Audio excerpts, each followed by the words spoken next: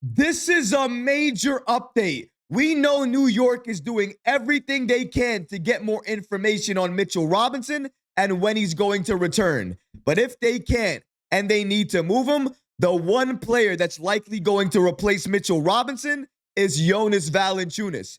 We're going to break down the real reason New York is likely going to add Valanciunas to this roster. But before we get started, guys, about 54% of you watching this video right now are not subscribed to the channel.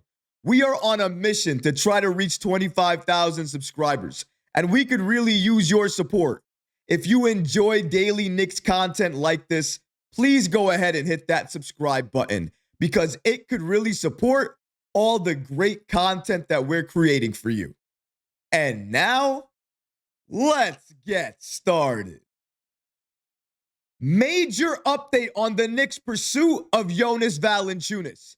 I want to make it clear because I've been catching a lot of hate in the comments recently. When Mitchell Robinson is healthy, he is the perfect fit for this Knicks team, especially defensively. When you take a look at the Knicks defense inside, you know a healthy Mitchell Robinson solves that problem instantly. But I also understand both sides of the argument because as of right now, we know where Mitchell Robinson is in terms of his rehab. He really hasn't moved from where he was a month ago in terms of his rehab. He's still dieting very well, still progressing very well, but still in the pool, still doing that type of work.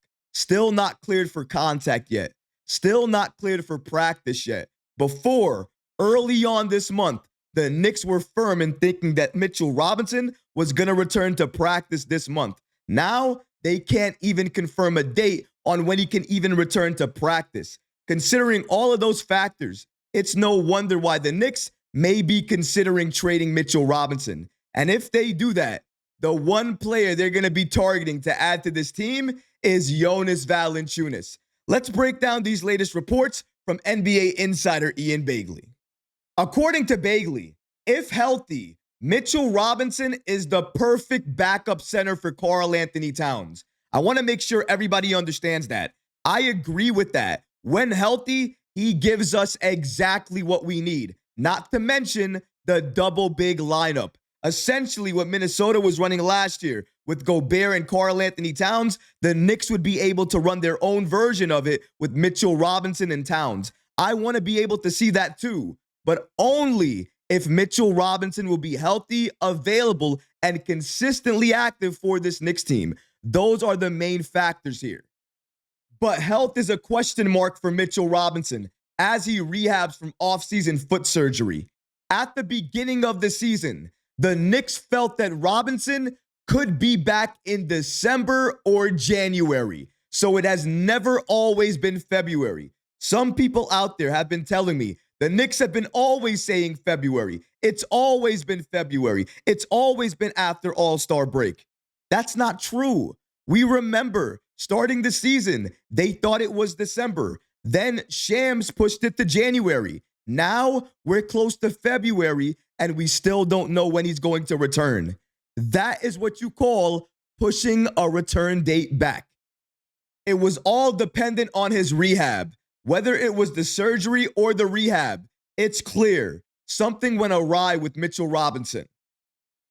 Begley continues here by stating, the Knicks have less than 2 weeks to decide if Robinson is their guy at backup center. If they don't feel confident in Robinson's health, they'll probably have to trade for another center. If they decide they need to trade for a center, Washington Wizards veteran Jonas Valanciunas will be among the centers on the Knicks' radar. We've been talking about Robert Williams III. We've been talking about Isaiah Stewart. But clearly, if the Knicks decide to move on from Mitchell Robinson, and the only reason they would decide to do that is if they know something that we don't know about his rehab, his injury, or what's going on. But if they trade Robinson, that indicates they do not have faith in him returning, or if he returns, that he will look like the same player. But just keep that in mind. But also keep in mind that his replacement is Jonas Valanciunas. Among all of the players that have been consistently linked to the Knicks over the last few weeks, even going back to the offseason, the one player consistently always involved in trade talks with the Knicks, always involved in these reports has been Jonas Valanciunas. And there's a very good reason for that. Pull up the report about the Knicks and all of their picks that they have access to right now. Shout out to Mahabir on the app X for breaking down the Knicks draft pick selections that they have over the next 7 years. Take a look at their first round selections. 2025, they have that Wizards first round pick, top 10 protected. And then if it does not convey, then we'll have it in 2026. It becomes a Wizards first round pick, top 8 protected, if not settled in 2025. If it doesn't convey in 2026, then it turns into 2 second-round picks from the Washington Wizards. Before we break down the rest of the Knicks draft pick selections, I want to make this point clear. This is the real reason why Jonas Valanciunas is the Knicks' top trade target. It's because of the cost and where Mitchell Robinson's trade value is right now. Remember this, out of sight, out of mind. He hasn't played for a number of months now. And even though on paper, what he does sounds nice, if nobody can see him do it, it really doesn't amount to anything. That's why his value is so low. But the main reason why Washington wouldn't care is because they are tanking. So they don't care when Mitchell Robinson returns. It's not going to take away from their ultimate goal of tanking. If anything, it might help them. Not only that, once Mitchell Robinson gets healthy for them, they might be able to flip him for more assets. As a rebuilding team, there is nothing else you want more than more assets. And for New York, even though that pick is seen as a first-round pick, really everybody in the league, including New York, values it and sees it as a second-round pick because, again, it will never convey. But this is why the Knicks have the best offer among all contending teams for Jonas Valanciunas. And the main reason why he is the top trade target for the Knicks and also the main candidate that's likely going to replace Mitchell Robinson if New York decides they want to move on from Robinson. And the only way they'll make that determination is if they know Robinson will not look like the same player when he returns, or if he returns, it'll be a very long time from now, meaning his return date has been pushed back yet again. Breaking this down a little further, in 2026, the Knicks have their own draft pick, but New York can only trade swap rights. In 2028, they have the least favorable of the Knicks, Nets, or Suns pick that cannot be traded. In 2030, they own their draft pick, but again, just like 2026, New York can only trade swap rights. Then, as you can see here, the Knicks have a number of second-round selections from 2025 all the way to 2028. You can pause the video here if you want to and take a look at each and every draft pick selection the Knicks have over the next 7 years, if that's the information that you want. But this is key to understanding the Knicks and their plans moving forward, because now you understand their assets and potentially what they can use them for in deals moving forward. This ultimately comes down to availability and cost.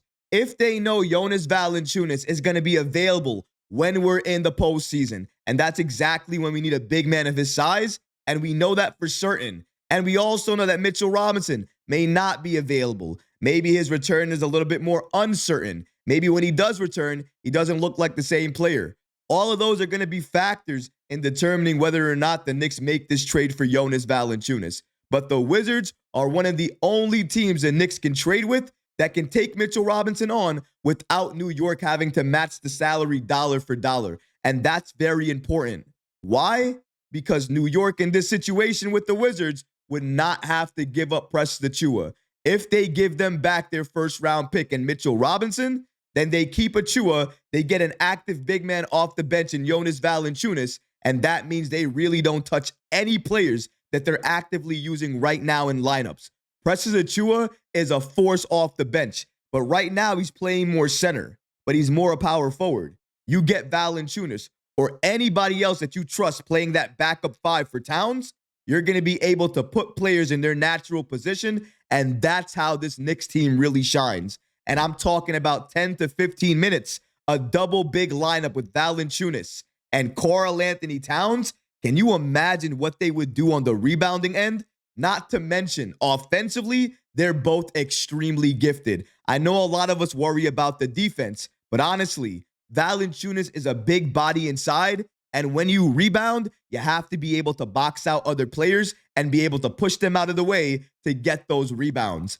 Valanciunas is very good at doing that. Maybe he can't block as many shots as he used to. Maybe he can't stay in front of players as he used to. But what he can do well, Tom Thibodeau will make sure he does at an extraordinary rate. Because Thibodeau, what he specializes at is bringing out the best out of his centers. What they do good, he'll make them do better. But again, it's going to be up to the Knicks and ultimately what they want to decide to do. Wait on Mitchell Robinson, which a lot of reports are indicating that's exactly what they want to do. Wait to gain clarity. But if the clarity they gain after waiting is that he's going to be returning maybe by the playoffs or maybe he misses the season, it's going to force them to make another move. What that move is, only Leon Rose can answer that. But as we wait and we're patient, and as we get closer to the February 6th trade deadline, I think all questions will be soon answered. But what about you guys? What do you think about the following report indicating that if the Knicks decide to trade for a center, the Wizards center, Jonas Valanciunas, is the most likely player New York will add to this team?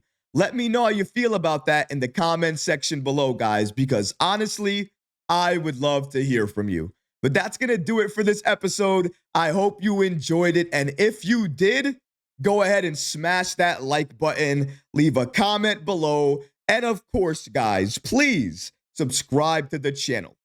Until next time, Knicks fans, take care of yourself, your families, and each other. Peace and love.